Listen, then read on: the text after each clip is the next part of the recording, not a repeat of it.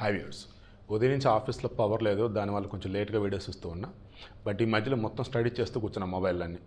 ముందైతే అయేషా మీరాకి సంబంధించి అయేషా మీరా మరణించింది 2007 డిసెంబర్లో. మరణించింది అనకూడదు, దారుణంగా చంపేశారు. వైఎస్ రాజశేఖర రెడ్డి ముఖ్యమంత్రి.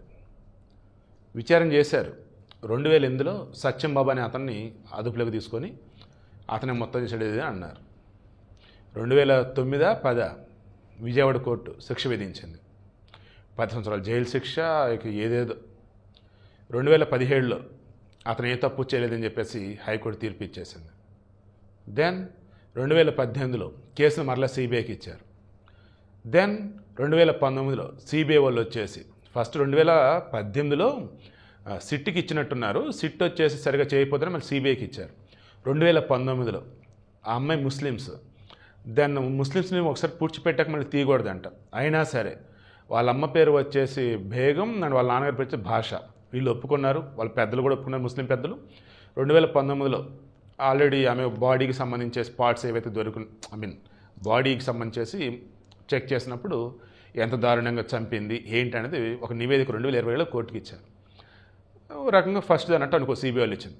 ఇంకా ఆ తర్వాత విచారణ చేస్తున్నారు. ఫైనల్గా నిన్న హైకోర్టుకి రిపోర్ట్ ఇచ్చారు. నివేదిక అన్నాం, ఫైనల్ నివేదిక ఇచ్చారు. హైకోర్టు ఏం చేసింది, రేపు 26వ తారీఖున వాయిదా వేస్తున్నామంది. ఎందుకు? ఈలోపు ఏదైతే నివేదిక ఇచ్చున్నారో ఆ నివేదిక మాత్రం చూడాలి కదా. చూసేసి సీల్డ్ కవర్లో ఇచ్చింది. మనకు కూడా ఏం తెలియదు అసలు అందులో ఏముంది ఏంటని. సీల్డ్ కవర్లో ఇచ్చిన నివేదికని మొత్తం చెక్ చేసి రేపు 26వ తారీఖున తప్పు ఎవరు చేశారేంటనేది తేలిద్ది.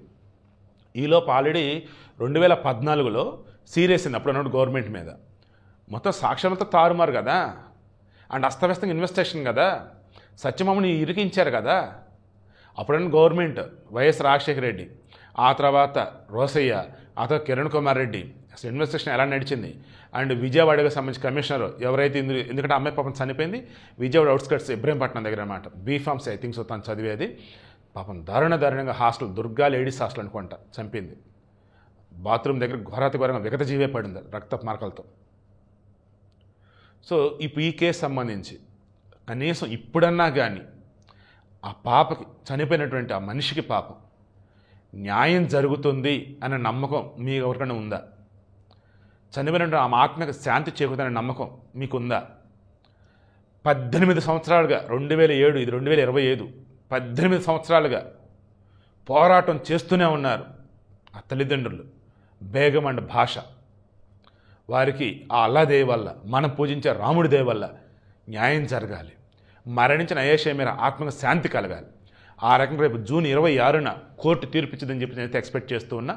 అలా కూడా కాదు అంటే సుగాలి ప్రీతి విషయంలో కానీ సిబిఐ వాళ్ళు కానీ ఇన్వెస్టిగేషన్ చేస్తూ మాకు సరైన నిధులు లేవు, ఆఫీసర్లు లేవు, మాకు చాలా పనులు ఉన్నాయి, వేరే కేసు అని చెప్పేసి పక్కన పెట్టినట్టు అటువంటిది ఇందులో ఉంటుందంటే మ్యాక్సిమం ఉండదని నాకు అనిపిస్తుంది.